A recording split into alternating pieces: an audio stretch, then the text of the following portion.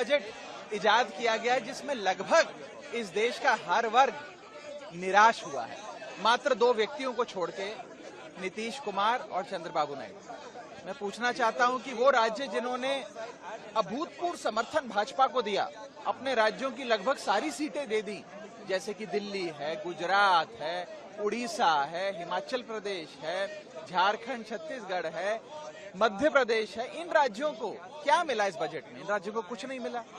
और जिन राज्यों ने भाजपा को इतना समर्थन नहीं दिया, या जिन राज्यों के समर्थन से सरकार मुश्किल से चल पा रही है, जैसे कि बिहार और आंध्रा, उनको सब कुछ लुटा दिया गया। तो इससे तो यही सार मिलता है कि जो राज्य भाजपा को कम वोट देता है उसे ज्यादा दिया जाएगा, तो आगे के लिए सीख ले लीजिए। और दूसरी चीज, जहां तक एक आम नागरिक की बात है, इसमें कोई दो राय नहीं है, आपका इकोनॉमिक सर्वे भी, CMI की रिपोर्ट भी, और जितने भी ये एजेंसीज हैं, इनकी जो भी सालाना रिपोर्ट्स आती है, साफ बताती हैं कि इस देश में आय तो बढ़ नहीं रही, लेकिन महंगाई बढ़ती जा रही है। अगर आय महंगाई के अनुसार नहीं बढ़ेगी तो इस देश का हर नागरिक एक महीने से गरीब होता जा रहा है। और उसके ऊपर निवेश करने वाली जो एक बहुत बड़ी तादाद थी इस देश में, उसको लाचारी के कागार पे लाकर सरकार ने खड़ा कर दिया, जिसमें सबसे बड़ा, मैं कहूंगा, बॉडी ब्लो इस देश के इन्वेस्टर्स को दिया गया है, वो है इंडेक्सेशन की। जो लाभ आपको दिया जाता था वो आपसे छीन लिया।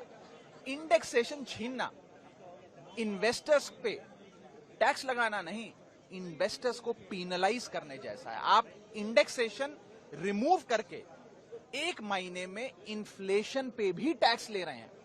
यानी कि आज तक आप खाने की कोई वस्तु खरीदें, कोई सुविधा खरीदें या इनकम कमाएं, उस पर तो टैक्स देते थे। अब आप महंगाई, जो इन्फ्लेशन बढ़ रही है, उस पर भी टैक्स दे रहे हैं, क्योंकि आपसे इंडेक्सेशन की जो एक लाभ आपको दिया गया था वो आपसे सरकार ने छीन लिया है। तो कुल मिलाकर इस बजट ने लगभग हर तबके को नाराज किया है।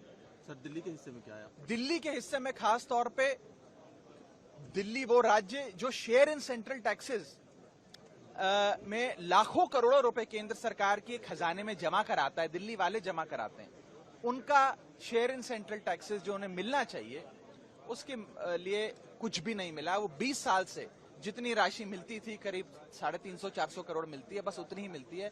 एक फूटी कौड़ी का भी इजाफा उसमें नहीं किया गया। और एक प्रकार से पक्षपात तमाम राज्यों में किया गया है, दुर्भाग्यपूर्ण है। और मुझे लगता है कि शायद ही कोई ऐसा बजट होगा इस देश के इतिहास में जिसने लगभग सबको निराश किया हो। और यहां तक कि अगर आप भारतीय जनता पार्टी की समर्थकों से बात करें, इंटरनेट पे देखें या इंटरनेट के अलावा भी सड़क चलते भाजपा के समर्थकों से बात करें, वो सब भी इस बजट से निराश हुए हैं। मुझे लगता है कि कुछ जो पीनलाइजिंग प्रोविजंस इस बजट के माध्यम से लाए गए हैं, जिस प्रकार से इंडेक्सेशन समाप्त किया गया है, कैपिटल गेन्स पे टैक्स बढ़ाए गए हैं, एटसेट्रा, इनको समाप्त करना चाहिए। Thank you sir.